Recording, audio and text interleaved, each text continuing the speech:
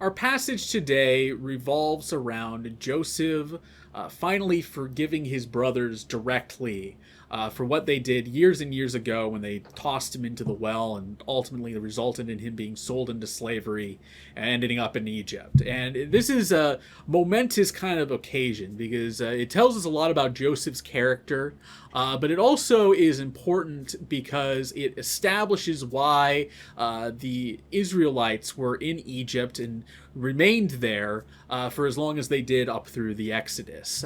So it's got a historical significance, but also kind of a character sort of significance. Now, the thing that really comes out of this that we see is that Joseph really is, in many ways, a man of God, and he really embraces and probably never held anything against his brothers in this sort of way.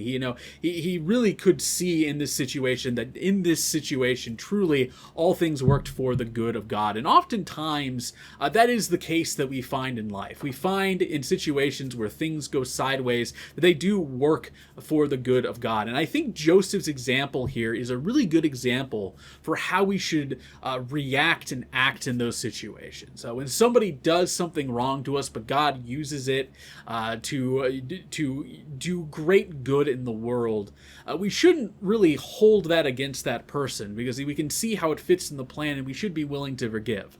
Now, at the same time, if that doesn't work out that way, if somebody does something wrong to us and it isn't used for good, we should still forgive that person because that is what we're taught, and ultimately forgiving them will allow us to be kind of freed of that whole sort of a trauma and that sort of situation.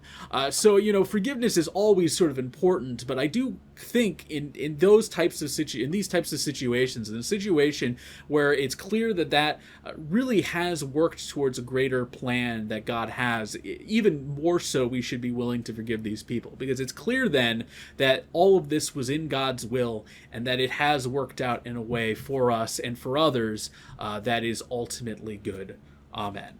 And now I'd like to invite you all to join me for our last worship song today.